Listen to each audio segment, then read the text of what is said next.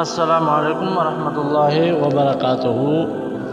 آج میں آپ کو 10 احادیثیں سناؤں گا، تو انشاءاللہ آپ اس ویڈیو کو مکمل سنیے گا۔ 10 احادیثیں جو انشاءاللہ آپ نے پہلے نہیں سنی، اس ویڈیو میں آپ کو سناؤں گا۔ متفق حدیث ہیں، اس میں کوئی بھی حدیث ضعیف نہیں ہے۔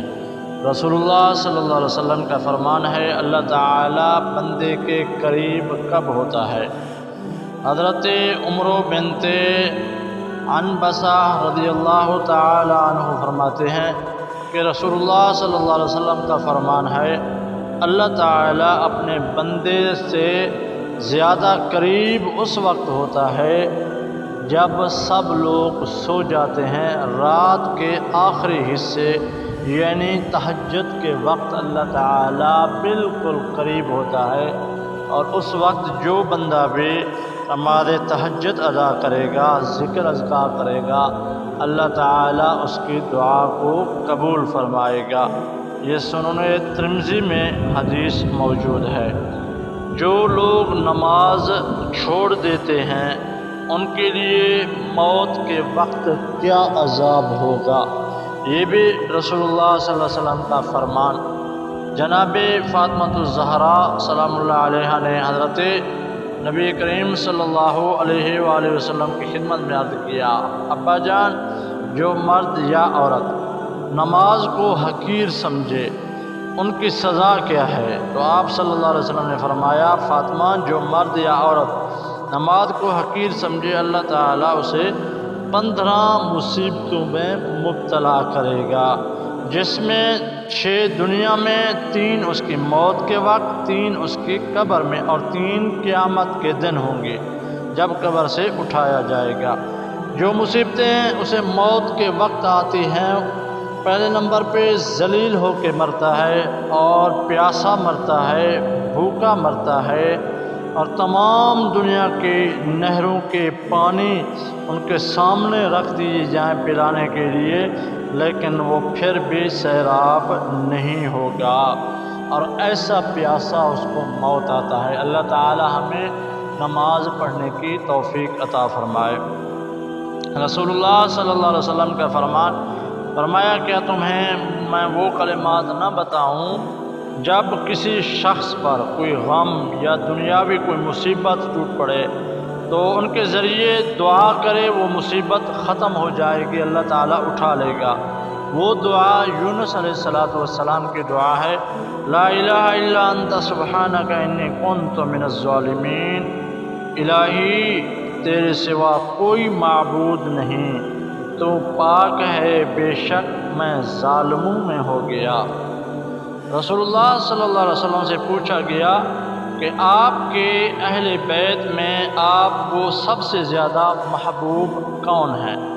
آپ صلی اللہ علیہ وسلم نے فرمایا، حسن اور حسین رضی اللہ تعالی عنہما۔ آپ صلی اللہ علیہ وسلم سیدہ فاطمہ رضی اللہ تعالی عنہا سے فرماتے، میرے دونوں بیٹوں کو بلاؤ، پھر آپ انہیں چومتے اور انہیں اپنے سینے سے لگاتے۔ یہ حدیث ترمذی شریف میں موجود ہے۔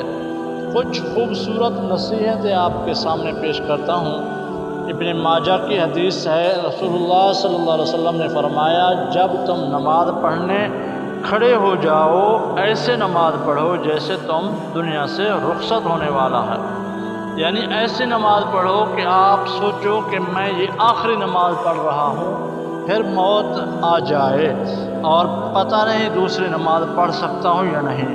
اور فرمایا، کوئی ایسی بات نہ کہو جس سے بعد میں آپ کو معذرت کرنی پڑے، اور لوگوں کے ہاتھ میں کچھ ہے اسے پوری طرح مایوس ہو جاؤ، کیونکہ امید بندوں سے نہیں اللہ سے ہونی چاہیے۔ شیطان کلولا نہیں کرتا، کیونکہ رسول اللہ صلی اللہ علیہ وسلم نے فرمایا، شیطان کلولا نہیں کرتا، آپ کلولا کیا کریں۔ نماز ظہر سے عصر کے درمیان میں ہلکا سا آرام کرنا مسنون عمل ہے، رسول اللہ کی سنت ہے، شیطان اس وقت نہیں سوتا۔ رسول اللہ صلی اللہ علیہ وسلم کا فرمان، ہر عورت یہ کام ضرور کرے، انشاءاللہ اس کو فائدہ ہوگا۔ پہلے نمبر پہ ہر جائز عمل اس کی اطاعت اور فرمانبرداری کرے مرد کی، اور دوسرے نمبر پہ شوہر کی مالی حیثیت سے زیادہ خرچ کا مطالبہ نہ کرے۔ شوہر کو جس گھر کا آنا ناپسند ہو، جس کا آنا یعنی کوئی شخص آتا ہے آپ کا رشتہ دار لیکن شوہر کو ناپسند ہو تو اس کو اجازت نہ دے، اس کی اجازت کے بغیر مال کو کسی کے حوالے نہ کرے، نہ کسی کو دے، اور مرد کی اجازت کے بغیر نفل نماز بھی نہ پڑھے، نہ ہی نفل روزہ رکھے۔ اور شوہر اگر ہم بستری کے لیے بلائے، کوئی شرعی عذر نہ ہو تو ان سے انکار نہیں کرنا چاہیے، اور شوہر کو غربت یا بدصورتی کی وجہ سے حقیر کم نہ سمجھے۔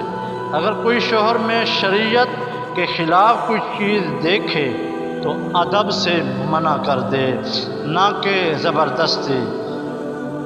شوہر اور بیوی کا ایک ہی بستر پر سونا افضل ہے، کیونکہ رسول اللہ صلی اللہ علیہ وسلم کی حدیث ہے، مرد کا اپنی بیوی کے ساتھ اکٹھے ایک بستر پر سونا افضل ہے۔ یہ کسی ایک عذر ہو اس میں یا کسی کی تکلیف ہو جس کی وجہ سے سونا مشکل ہو تو اور بات ہے، بلکہ مقصد یہ ہے کہ اس سے دل خوش ہوتا ہے بیوی کا اور مرد کا، دونوں میں محبت زیادہ ہوتی ہے، اور رسول اللہ صلی اللہ علیہ وسلم کی سنت بھی ہے۔ اور آخری حدیث، بدکار مرد کس قسم کی لڑکی کو ملتی ہے، حدیث نبوی بھی ہے، اور رسول اللہ صلی اللہ علیہ وسلم کے فرمان کے ساتھ اللہ کا قرآن سورۃ نور میں بھی فرماتا ہے، بدکار مرد نکاح نہیں کرتا مگر بدکار عورت یا مشرک عورت سے کرے گا۔ بدکار عورت کو بھی بدکار یا مشرک مرد کے سوا اور نکاح میں نہیں لایا جاتا، یہ ایمان والوں کے لیے حرام ہے۔ اللہ تعالیٰ سے دعا ہے اللہ تعالیٰ ہم سب کو ان احادیثوں پہ عمل کرنے کی توفیق عطا فرمائے۔ اگر آپ ہمارے چینل پر نیو ہیں تو چینل کو سبسکرائب کر لیں، لائک بھی کر دیں اس ویڈیو کو، تو دوستوں کے ساتھ لازم شیئر کریں، کامنٹ میں اپنی قیمتی رائے ضرور دینا۔ السلام علیکم ورحمۃ اللہ وبرکاتہ۔